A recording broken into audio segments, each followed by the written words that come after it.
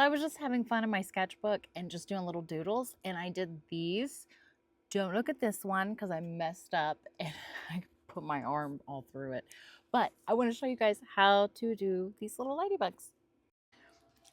All right, so to do these cute little ladybugs, I'm using the acrylic marker that came in this watercolor pan set from Meeden.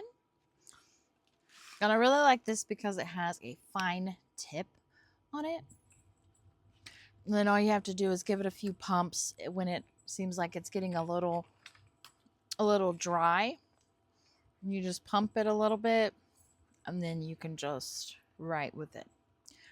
Because sometimes with using watercolor paper, like 100% cotton, it'll kind of soak in a little. And acrylic markers will sometimes get a little dry faster. So, as what I was doing here is I was just having fun and I was trying to come up with all the different types of ladybugs that I could possibly draw. So, I was trying to do like some wonky shapes just like this and do different sized dots and see what kind of dot patterns I could come up with that would be different. And then, of course, some of them I left blank also. I just had fun with the legs. It was just one of those days where I didn't feel like doing anything too serious, but I just wanted to have fun and I wanted to paint more with this acrylic marker. And so that is exactly what I did. So I'm going to do another one right here. So we're just going to do this.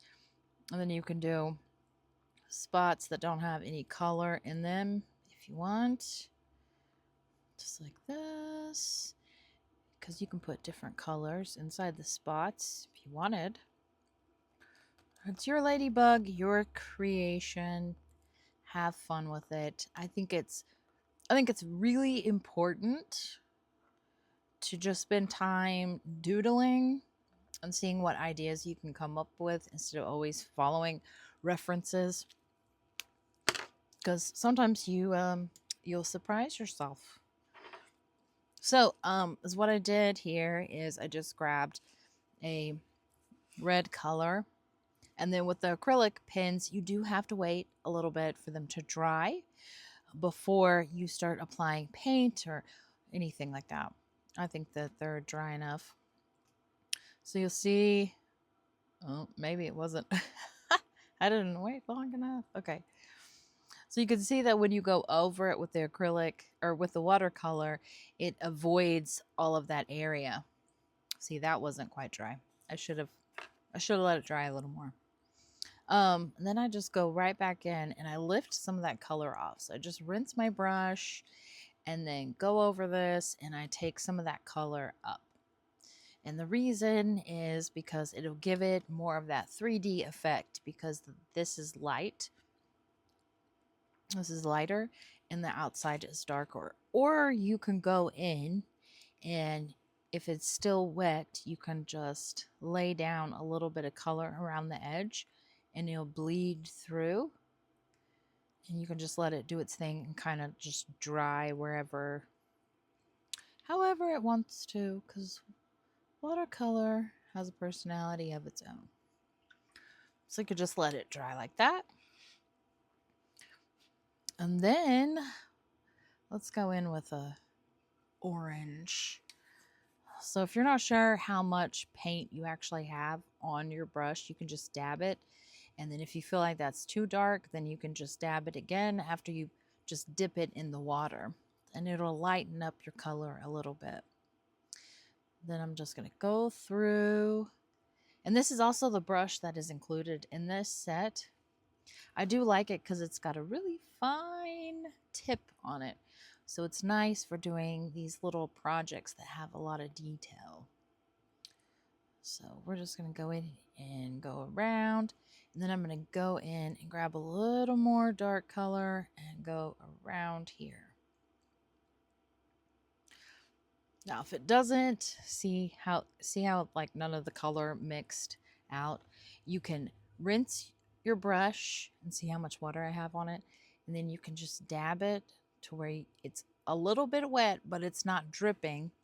And you can just lightly go over this and smooth some of that out. Just kind of glaze it a little bit.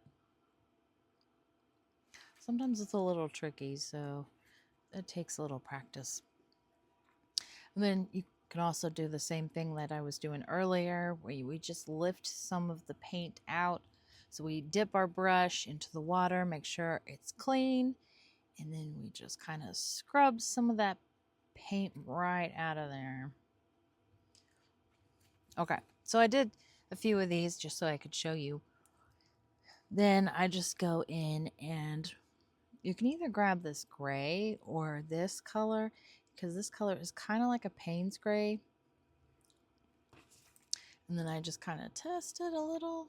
And then wherever you want your little shadow to be, I just add a little shadow underneath the ladybug. So it kind of gives it a little bit of a 3D effect. And just real lightly. And if you add too much, of course, you can just rinse your brush out and dab off some of the water and then kind of scrub the paper a little. You just have to watch out what kind of paper you're using, because some paper will allow you to really scrub and then other paper will not let you scrub any paint out. So I'm just going to go through and add a little shadow. And if you do it light the first time, once it dries, if it looks still a little too light, you can go back in and make it a little darker if you feel like it needs more of a shadow. It's always easier to go darker than to go lighter. So I'm going to add just a little more shadow underneath this little ladybug here, just to give it a little bit of a 3D effect. So we see some shadow. And there we go. That is how I did these little ladybugs. And it was really fun. It's just really relaxing just to have fun and doodle and see how many different ways I can draw a ladybug. It's actually a lot harder than you think. So I hope you had fun. If you did this, I would love to see your pictures. So put them in the comments. Thanks.